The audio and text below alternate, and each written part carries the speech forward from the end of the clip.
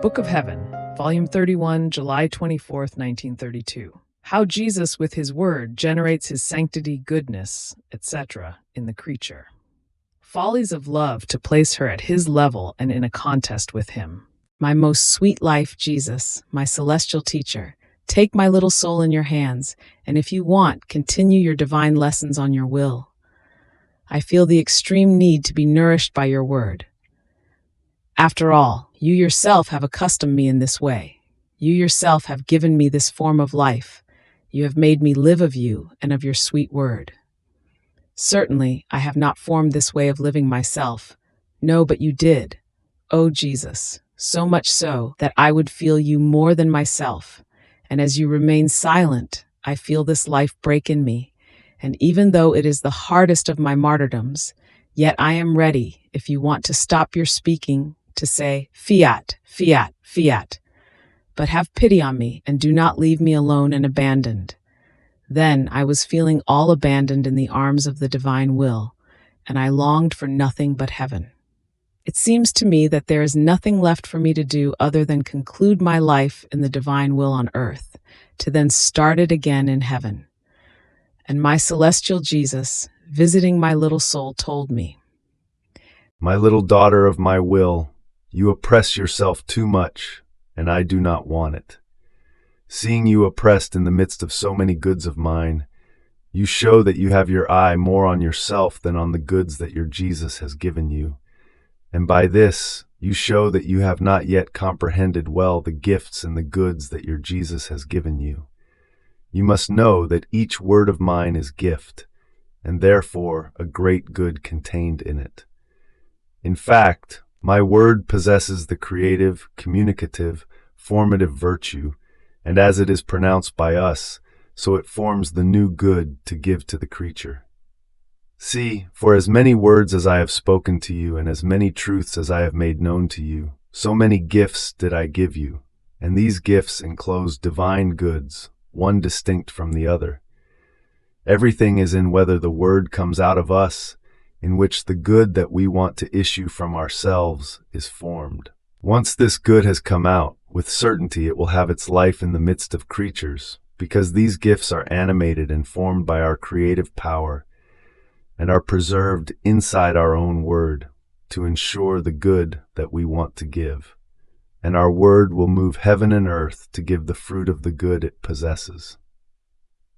Now, my daughter, you must know another surprise of our speaking. Suppose that I speak to you about my sanctity. This word of mine encloses the gift of the divine sanctity to be given to the creature, always as much as it is possible for a creature. If I speak about divine goodness, my word encloses the gift of goodness. If I speak about the divine will, it encloses the gift of our will. In sum, whatever our word says, beautiful, good, great, holy, that is the gift it encloses. Now listen to a trait of our loving stratagems. It is as if we were never content in forming new inventions of love to give to the creature. So, if our word says sanctity, it is because we want to give the gift of our divine sanctity, so that she may be placed at the same level with our sanctity and may compete with us. And oh, our contentment when we see our divine sanctity operating in the creature, and we hear her say, I feel impressed within me the sanctity of my Creator.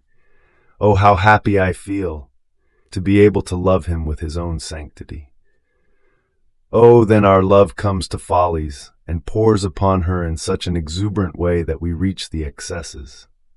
In the same way, if our word says goodness, divine will, it is because we want to give the gift of our goodness and divine will, that she may be at the same level with our goodness and will, and may keep up the contest with her supreme being. You cannot comprehend what our contentment is in seeing the creature endowed with these divine qualities of ours, of which our word is the bearer. And since it is our usual way to direct our word to one creature, our word is yet so fecund, powerful, and full of light as to act like the sun, formed by one of our words, which in one blow of light illuminates all and gives the good that the light possesses. Now, why do you oppress yourself if you see that your Jesus often makes use of his word to add gifts upon gifts. And these gifts will have life not only in you, but in many other creatures, because they possess the generative virtue. They give and generate, to then give and generate again. Our word is a birth from our womb, therefore it is our daughter, and as daughters they carry the good that they have generated in their father. So instead of oppressing yourself, think, rather, that your Jesus wants to give you the new surprises of his divine words, so that you dispose yourself to receive such a great good. After this, I continued to think about the divine will, and my most sweet Jesus added, My daughter, when the soul lets herself be dominated, invested, subdued by my divine will, in such a way that each particle of her being, both in the soul and in the body, all of them possess my will operating. So, the mind possesses it animated by its science, the voice possesses it speaking, the hands possess it operating, the feet possess its divine steps, the heart possesses it loving, and in the way my will knows how to love. Now all this, united together, forms the divine sanctity in the creature. Then do. We find all our rights in the creature, rights of creation, because everything is ours. We find the rights of our sanctity, of our works, the rights of our divine fiat, of our goodness, of our love. In sum, there is nothing of our own that we do not find in her as our right, and the creature finds in return her rights in her Creator, because one being the will on both sides, the rights of one are the rights of the other. Hear, then, what it means to live in our will, to receive our sanctity, our love, science, goodness, by right, because we cannot do without giving them to her, since they are her own properties, just as they belong to our fiat, because her life already lives in it. More so, since one who lives in my will grows always in our sanctity, in our love, in our beauty, and so forth. This continuous growing forms in the creature a new act to give to her Creator. We give to her the new act that we possess by nature, and she gives it to us by virtue of our will.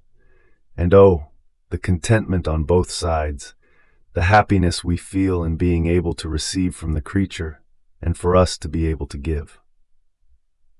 Giving and receiving maintains the nourishment of the correspondence, preserves the ever-growing union, and is like the blowing breath that keeps the fire always ignited and the flame of love alive, with no danger that it might be extinguished. Therefore, always forward in my will, and everything will go well. Fiat.